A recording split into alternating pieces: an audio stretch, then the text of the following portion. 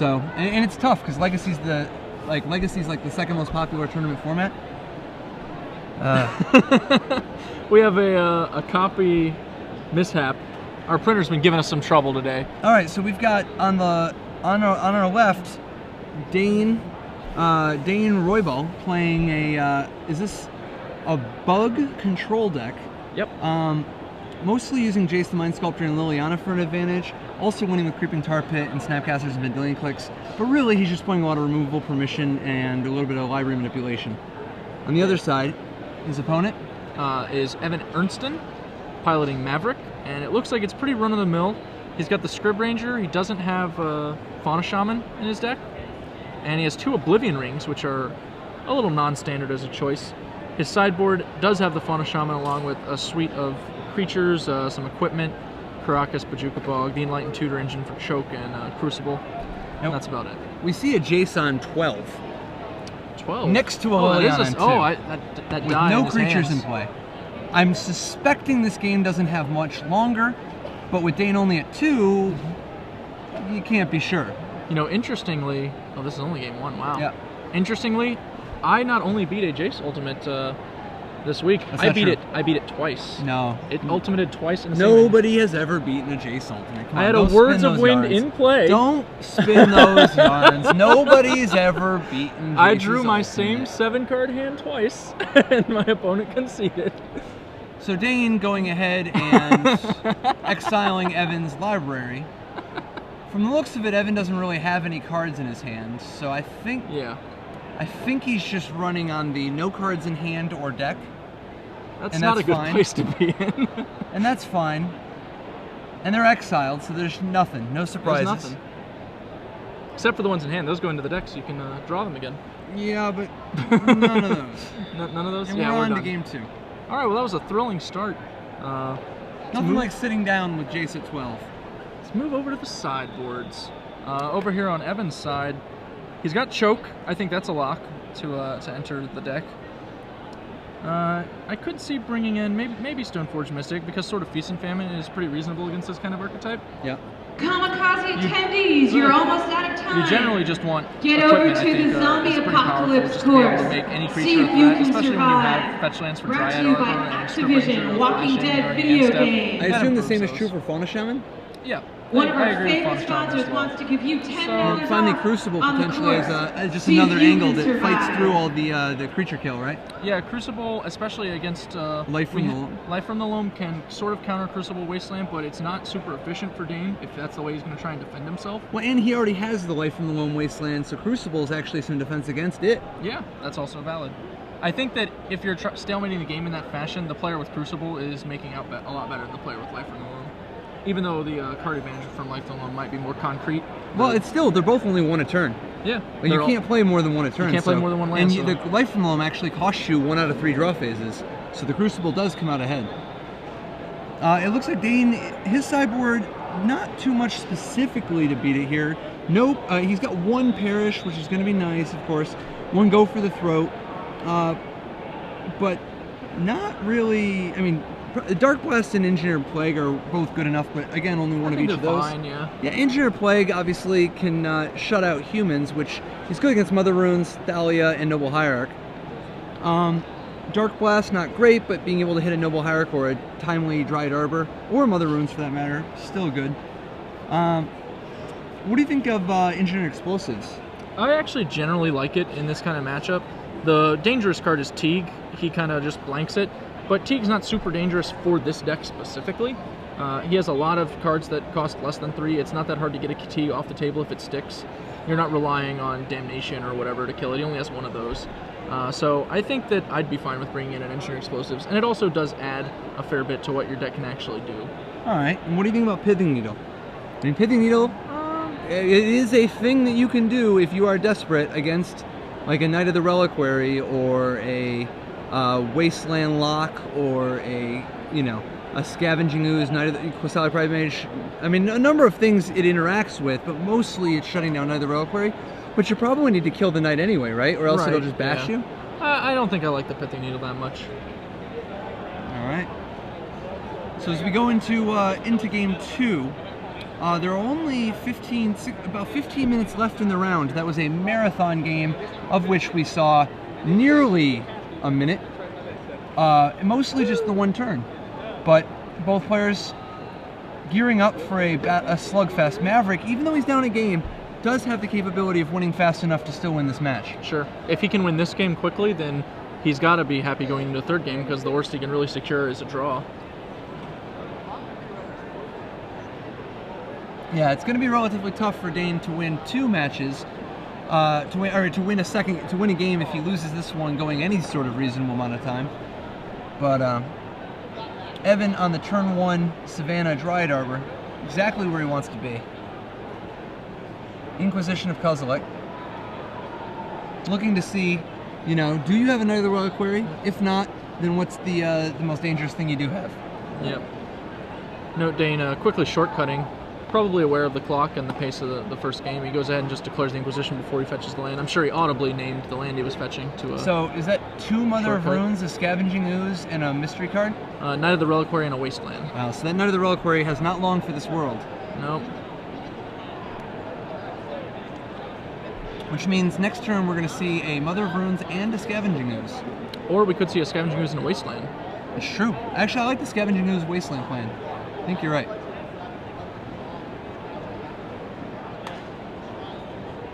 Here we go. Yep. Wasteland, make sure there's no Daze shenanigans. Scavenging Ooze, not the greatest clock, but I'm definitely a very reasonable one, actually, being able to hit the Knight of the Reliquary. You gotta kill him with something, right? Interestingly, Dane does have the Engineering Explosives in his hand, so those 2 Mother of Runes are not going to be as effective as Evan might like. Will he even commit the second one? Yep, he's going to commit the second one. So, we're probably going to see the Scavenging Ooze hit for 3 here, right? Yep. Yeah. Evan gaining a life. Scavenging Ooze, another one of the legacy shake-up cards that was printed in the Commander Plane Chase sort of vibe. It's one of the cards I hear people most begging to have reprinted also. Yeah. Its high price, its high price combined with its playability and legacy makes it a must-have card that a lot of people don't like to have to work to have. It's not clear that it would be balanced in Standard, though. It is a pretty big impact on the board. I mean, Withered Wretch was good in Standard, and it was many ways worse than this. I think he might be too good for Standard. At a minimum, it would be concerning, but I would be fine seeing him in a future Commander deck printing or something like that. Ah, good point. I think From the Vault might be a little generous, considering his vault is pretty recently built. Yeah.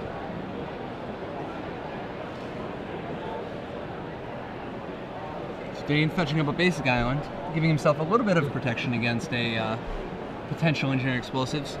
Or not Engineering Explosives, but a Wasteland. Are we going to see Explosives out of him this turn? Or is he's just going to wait till next turn? Yeah, it looks like he's waiting. He can't pop it this turn because he's behind one, right? Due to the Wasteland? Yep. So he's got to be finding lands with his Brainstorms and Preordains here. He doesn't have any in his hand. He's got to comes into play tap land. Does he? Is that what that? No, on top of his deck, one of the 2 cards. Oh, one of the 2 cards we saw. Okay, but if he keeps the Creeping Tar Pit, he won't be able to blow the Explosives next turn either. Right. That's got to be the debate raging in his head. Now he could keep the Creeping Tar Pit and draw it with the Preordain, right? He could, but if he does that, he'll have to play the Engineering Explosives this turn. And if he does that, he's going to shuffle away that Diabolic Edict.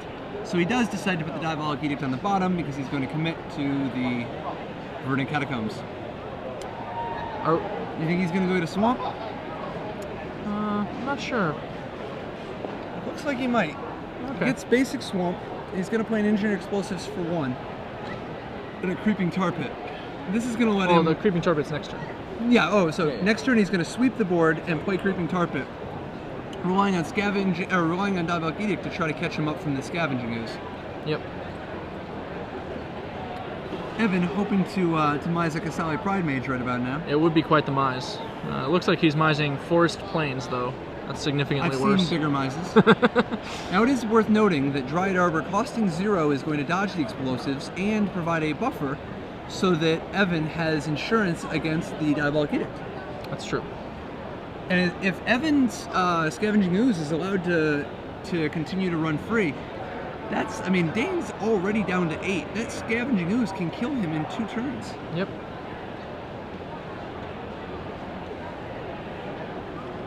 Going with the Wasteland. The Wasteland is going to be very important for hitting that Dried Arbor. Well, if we don't have something to do with it now, we'd be taking a point of damage basically. But I think I still like the Tar Pit better, because next turn we could untap Wasteland the Arbor and cast our Edict, or maybe you'll still be able to do that or something. If he Wastelands the Arbor now, he'll still be able to play the Edict next turn and drop a Tar Pit. Well, sure, but he's going to only have access to 2 mana next turn, whereas he has a Snapcaster and a Vendilion Click in his hand, and being able to cast those cards might be relevant. Oh, I'm pretty sure that with his board position, he's got to kill the Scavenging Ooze next turn. Ladies and gentlemen, may I think have blocking your it with those attention? creatures could be We enough. will be closing in 5 minutes. Although Thank you so much for making to Stanley's activate the Kamikaze such explosives, an so he takes the amazing damage anyway. success. And If he we'll see you next year, If he doesn't November use this mana, 1st why through didn't he just 3rd. play the Tar Pit? Yeah. Again, we'll be closing in 5 minutes. Thank you so much for making Stanley's Kamikaze such a resounding success. And we'll see you next year, November 1st it's a through Drowned 3rd. Catacomb. That explains our confusion. Oh, not a Creeping Tar Pit. Drowned Catacombs He has means 1 Drowned Damnation. Catacomb. Okay. Well, that worked out okay. Having to blow the explosives just to not die on the attack phase, though. Yep. Now I understand why that preordain was so difficult as well. He had to think about that in advance. And that's the Miser's Damnation. 0 in the sideboard, 1 in the main deck. Yep. His Snapcaster Mage being able to flashback it is pretty handy, though. That's not the most exciting Sylvan Library. Land, Thalia. Importantly, a fetch land. I think I might just pay the 4 life here, take Thalia fetch land. Unless we think the Wasteland is doing work. Yeah, I don't think Wasteland is going to get it done. I mean, you could Wasteland the Tropical, but what do you even... I mean, I guess that stops Pernicious Deed? Yep. You can take him off Tropical to take him off green. Oh, actually, you know what's really interesting? This bug deck has no Pernicious Deeds anywhere in the 75. That is interesting. I've never seen that. The bug control deck with no Pernicious Deed, despite having a bunch of Planeswalkers. Evan just took a minute to show us his playmat on SCGLA, which was actually done by Eric Clark, the Ernstson site. We did a little sideboard feature with him where he showed that very playmat off. Small World. They're apparently in the midst of a judge call, I assume related to Sylvan Library.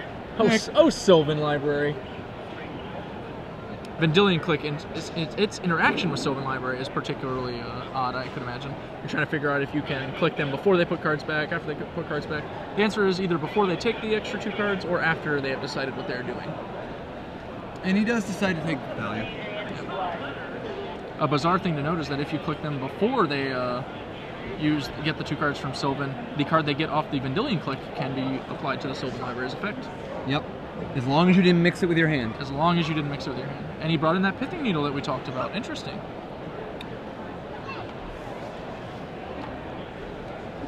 Vendilion Click getting in there. Taste it. Ladies and gentlemen, we are now closed. He doesn't know that Sylvan Library is an activated ability now. Stanley's Kamikaze It's 0. Expo Yes, it is. such It an is 0. amazing He could success. actually Pithing Needle Sylvan Library, Thank but you, Evan thank you. using the Legend Sylvan Library that You doesn't guys have the all 0 colon rock. on it. Interesting. Another example of where Oh, that's... are we? It looks like we're starting to lose a little bit of light. Yeah, the Kamikaze Expo is closing, so they've dimmed the lights slightly, and our lamps will be have to be Setting the adjusted to mood. compensate. We'll make sure to pay some attention to that between the rounds and reposition our umbrellas for you guys for the following rounds. Man, if he would have Pithing Needle that Sylvan, that would be so big. That would definitely change the scope of this game. Dane's piloting one of the decks that's going to gain the most from Return to Ravage. Hi, everybody. Popular This is Abrupt Regina. Decay is worth noticing. CEO and founder of Stanley's Kamikaze. Yeah, Abrupt Decay, I want to thank everyone providing from the bottom an of my heart. answer to All the attendees, problematic including permanents, all the everything from vendors. Choke You guys to are Crucible amazing. Worlds to Sylvan Library And to any Tarmogoyf, trouble that we Delver. had this year, any number of things. I mean, Abrupt Decay has got to be one of the biggest legacy cards in Return to Ravnica, right? Yeah, definitely. The only card it doesn't really answer is like Jace, right? Like, You're all amazing. I can't be more proud to have some of the best vendors and attendees ever. Thank you. So it looks like we may be nearing the end on these announcements, as Elvira thanked us all for being here. Small miracles. There's a Creeping Tar Pit and Diabolic Edict. And this is a bad spot for Evan. He's going to have no pressure, but he will have access to an Enlightened Tutor. Now, does he have anything He has to Enlightened Tutor up that can actually deal 2 damage? I mean, he doesn't have any super secret weapons, right? No, he doesn't have any super secret weapons. He can basically just... He can get choked, but that's not even that good on this board with Drowned Catacomb and Creeping Tar Pit out. Like, that's going to do nothing. He can grab a piece of equipment. You get sort of feast and famine with the prospect of drawing Sylvan Library, Sylvan Library drawing both the sword and a creature. Play the creature, equip the sword. That's something, right? That's something. We did blow our fetch land before. Did we? I'm confused. Why did we blow our fetch land? He may have forgotten his Dryad Arbor was already dead. I think he was just pumping the Scavenging Ooze, because each pump is an extra life. Okay. I feel like I would rather keep the Shuffle around with my Sylvan Library in play. Yeah, I think I'm with you. 1 life is not that big of a deal, particularly when you're using a fetch land. We're not going to lose this game by an inch. Plus, having the creature in your graveyard is worth something.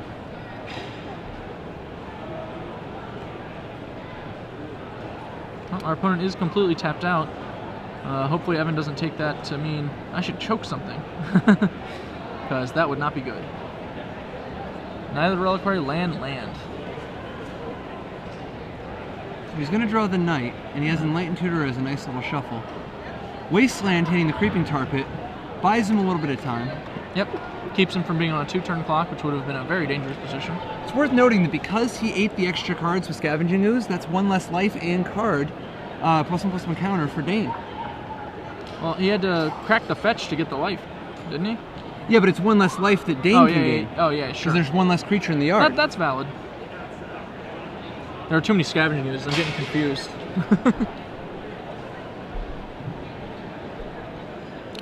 So Snapcaster, Diabolic Edict, making short work of the Knight of the Reliquary. That's gonna. I think Evan's. Put this away. I think that's a wrap, because at this point Evan's gonna get hit so hard that I don't know what he can possibly draw to get out of this. He can Enlighten Tutor to shuffle his deck, but there's nothing really good enough to get him out of here. I guess he can Enlighten Tutor for Oblivion Ring.